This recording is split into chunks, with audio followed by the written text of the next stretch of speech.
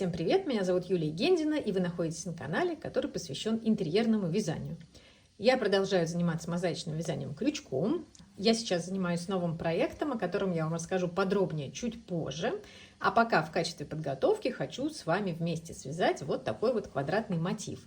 Этот квадратный мотив станет основой как раз моего нового проекта. Что в нем интересного? Это мозаичное вязание крючком из центра, поэтому это видео будет интересно тем, кто пока еще не умеет вязать мозаикой из центра, или пробовал, но что-то не получилось, или не пробовал, потому что боится, потому что кажется, что сложно. В общем, это как раз будет хорошая тренировка. Кроме того, красивый и универсальный узор. Пока не буду раскрывать секрет и детали самого этого рисунка, но он не сложный, он вафельный, он отлично впишется в любой ваш предмет декора, и его мы и изучим. Кроме того, на этом же мотиве мы попробуем отзеркалить центровую мозаику.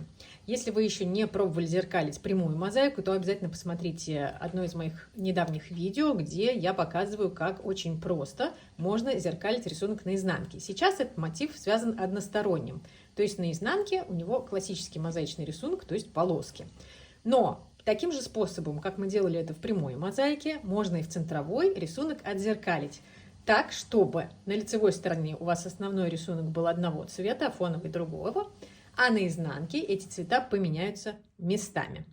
Итак, мы попробуем с вами вместе освоить все эти моменты на примере этого мотива. Мы в этом видео не свяжем его целиком, это будет слишком долго. Мы свяжем несколько рядов, но именно на этих рядах я вам объясню все технические моменты. И дальше по схеме вы сможете продолжить самостоятельно. Схема, как обычно, в описании к этому видео. Раскройте описание под видео там внизу. Там есть такое слово «Еще». Раскрывайте полное описание, и там будет ссылка на схему, чтобы вы могли дальше продолжить вязать. Итак, нам понадобится 2 мотка пряжи контрастного цвета, крючок подходящего размера, и можно приступать. Я хочу, чтобы серединка у меня была темного цвета, поэтому начинаю вот с рыжего. Как обычно, любое центровое вязание мы начинаем с волшебного кольца. Если вам сложно его делать, у меня есть отдельное видео, я его в описании тоже дам, чтобы вы могли поучиться делать волшебное кольцо. В начальное кольцо мы сразу вяжем 8 столбиков без накида.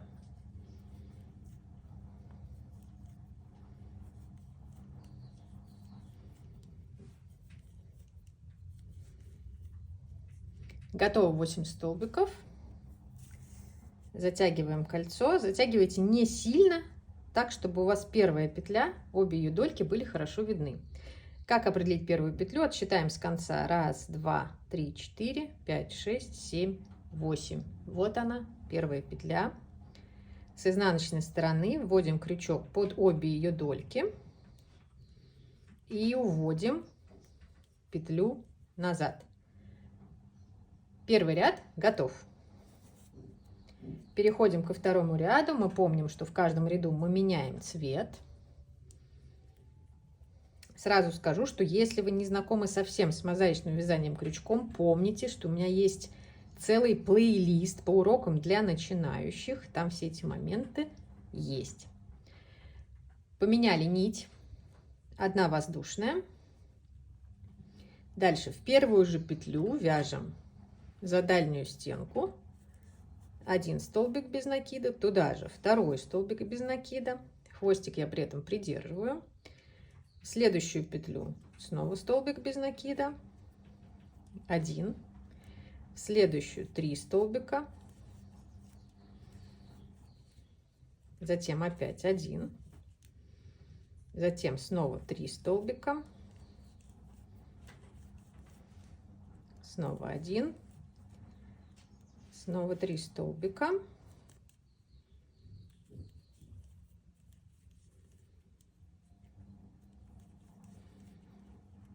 последняя петля 1 столбик, и не забудем, что в первом столбике у нас провязано всего 2, нужно 3, поэтому завершаем ряд провязыванием туда еще 1 столбика. Второй ряд готов, заводим подобие долькой первого столбика крючок, утягиваем петлю наизнанку, сильно не затягиваем, завершили второй ряд. Переходим к третьему. Подхватываем нить контрастного цвета, подтянули, одна воздушная, ряд начинаем как обычно, в первую же петлю делаем один столбик, туда же второй столбик. Смотрим теперь на схеме, как нам нужно вязать. В этом ряду нам нужно уже провязать столбики с накидом. Вот, внимание, еще раз, всегда центровая мозаика вызывает сложности в первых рядах, куда вводить крючок. Мы вводим крючок в центр, то есть вот эта немножко затянутая петля, в центральную петлю из трех. То есть делаем накид вот сюда. Я, видите, как снизу вверх ввожу. Вот. Провязала столбик. Петля сзади меня не волнует. Дальше столбик без накида. Снова столбик с накидом. Вот сюда. Вот она, центральная. Дальше в угол вяжем 3 столбика. И снова столбик с накидом. Туда же, в ту же петлю, в которую только что уже провязывали. Столбик без накида, опять в центровую, в угол 3 столбика,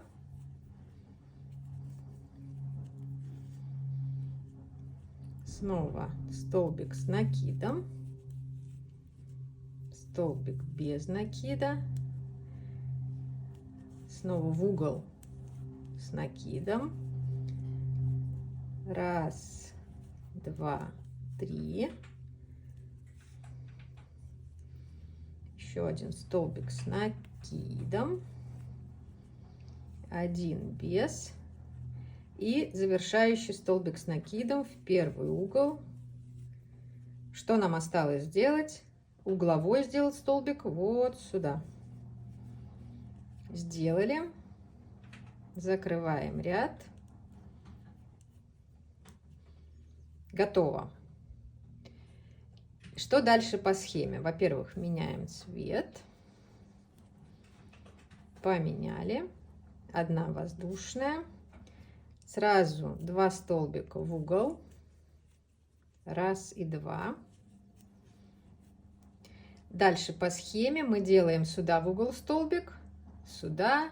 Потом опять же сюда. Начинаем. Опять в центровую петлю. Вот она. Снизу вверх в нее захожу. Провязала столбик с накидом. А вот здесь начинаем зеркалить рисунок. По каким правилам мы зеркалим? Вспоминаем, как мы это делали в прямой мозаике. Если нам нужно провязать столбик без накида над столбиком с накидом контрастного цвета. Итак, что мы делаем? Вводим крючок в дальнюю стенку петли. Разворачиваем немножко полотно. Здесь начинаем провязывать столбик с накидом на изнанке. Для этого делаем накид. Вводим крючок вот здесь, в удобную перемычку. Протягиваем нить. Далее через 3 и через 2. Что у нас получилось? С лицевой стороны мы провязали столбик без накида. С изнаночной стороны мы получили столбик с накидом. Идем дальше. Столбик без накида. Опять нужно провязать столбик без накида над контрастным столбиком с накидом. Ввели крючок, повернули немножко полотно, делаем накид, вводим вот в перемычку, протягиваем нить, далее через 3 и через оставшиеся 2. Готово. Столбик с накидом теперь в центральную петлю предыдущего угла.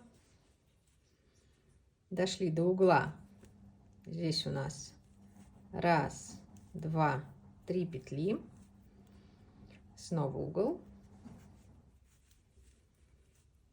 Далее у нас столбик без накида, снова над контрастным столбиком с накидом. Что делаем? Ввели крючок, развернули немножко полотно, накид, Вводим в перемычку, протянули нить, далее через 3, через 2. Готово. Следующий столбик без накида и снова оп,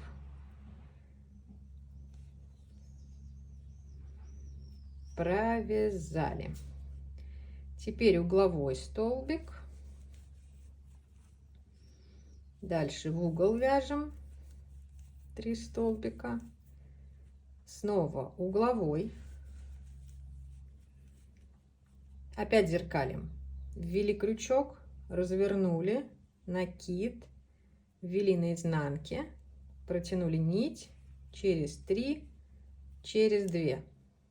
Дальше столбик без накида и снова за дальнюю стенку ввели, развернули, накид, перемычку, через нее, через 3, через 2. Как упражнение. Опять в угол, в центральную петлю столбик с накидом. Здесь формируем угол из 3 столбиков. Опять столбик с накидом. И вяжем последнюю сторону нашего квадрата. Здесь мы зеркалим, отзеркалили. Здесь обычный столбик без накида. Здесь опять зеркалим.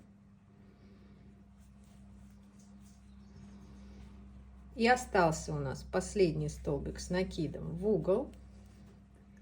И вот сюда в первый столбик. Мы готовы закрыть ряд и посмотреть, что у нас получилось. Итак, вот у нас лицо.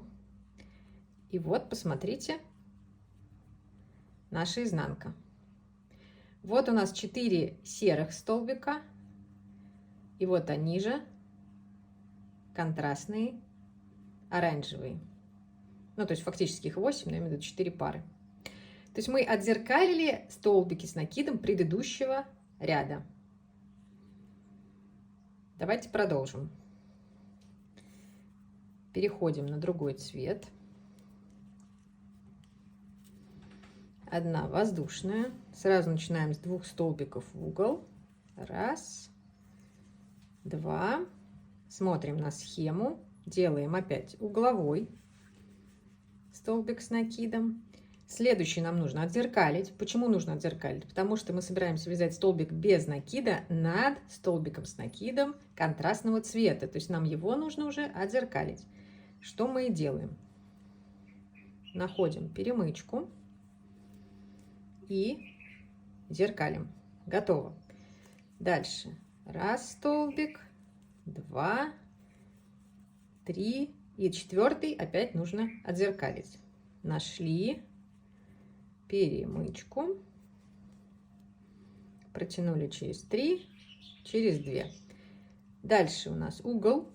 В угол мы вяжем столбик с накидом угловой.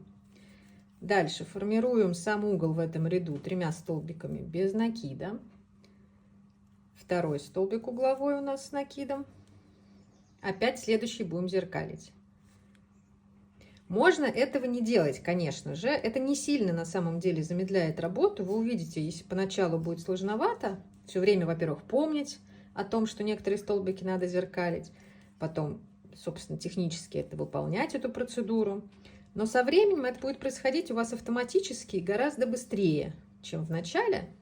Поэтому это не сильно тормозит процесс. То есть, если вы хотите сделать все-таки этот мотив зеркальным с 2 сторон, то это имеет смысл. Если вам все равно, если вам нравится изнанка полосатая, как и мне, то можно этим не заниматься и вязать только по лицу. Так, вот я не помню, я отзеркалила оба эти столбика или нет. Как проверить? Вот они, оба отзеркалила. Так, зеркалю следующий. Это на самом деле не так сложно, как кажется. То есть я это делаю уже довольно быстро, потому что я большой плед сейчас зеркалю, и там я уже дошла до автоматизма. Но если вы потренируетесь как раз на этом элементе, вам будет в следующий раз гораздо проще и гораздо быстрее все это делать. Так, дошла до угла, формирую углы. Если сложно, если быстро, всегда помните, что можно видео замедлить. И обязательно посмотрите уроки для новичков. Мы центровую мозаику, как и все остальные виды мозаики, подробно проходили. В других видео я показываю медленней, если вам пока сложно. Так, ищем перемычку. Единственное, что на первых порах, когда вы только начинаете зеркалить, нужно себя контролировать и проверять, все ли столбики вы отзеркалили и не пропустили ли какой-то, иначе будет потом обидно. В центровой мозаике, как вы знаете, метод парковки не работает. И распускать придется весь ряд. Как проверить? Мы зеркалим предыдущие столбики с накидом, да? Предыдущие столбики это у меня серые. Раз, два, раз, два, раз, два, раз, два. То есть пара столбиков на каждой стороне. Смотрим. Раз, два, раз, два, раз, два, раз, два. Все отзеркалены. То есть вы видите, вот уже рисунок формируется. Такой же, только в зеркальном отражении. Итак, дальше вы вяжете по схеме самостоятельно. Схема, напомню, есть в описании к этому видео. Замедляйте видео, пересматривайте видео. Если не очень понятно, как формируются углы, это основа центровой мозаики. Перейдите по ссылке на уроки для начинающих, там помедленнее и поподробнее мы все это разбираем. Это центровая мозаика без ломки углов, поэтому мы делаем здесь 3 столбика без накида в каждом углу. Как вы знаете, еще я раньше вязала по-другому. Столбик, 2 воздушных, столбик. Но если хочется, чтобы рисунок не ломался по диагоналям, то лучше выбирать такой способ. Что еще важно про этот рисунок, про эту схему? Она не совсем симметрична от центра. То есть, если вы присмотритесь, то есть разница небольшая. Знаете, как в детских книжках «Найдите 10 отличий». Здесь мы видим элемент завершенный, здесь элемент не завершен. Это сделано намеренно. То есть, это именно такой мотив, видите? То есть, эти стороны идентичны, эти стороны идентичны, но они не равны друг другу. То есть это не совсем симметричная от центра схема. То есть не получится вязать все время один сектор. Смотрите внимательно на схему, поворачивайте ее. Тоже хорошая тренировка вязать по несимметричным схемам. Все равно эта схема несложная. То есть бывают, как вы знаете, несимметричные схемы совсем разные по секторам. Здесь единственное различие вот здесь. Просто не забудьте, не пропустите этот момент на схеме и провяжите его правильно. Пробуйте, берите пряжу, крючок, пишите в комментариях, получилось, не получилось, будете ли пробовать зеркалить или пока что будете вязать с одной стороны только рисунок. А если будете пробовать зеркалить, расскажите, как получается, сложно, не сложно. И очень скоро расскажу вам про свой проект, который будет сделан на основе вот этого квадратного мотива. До следующих встреч, будьте здоровы, пока-пока.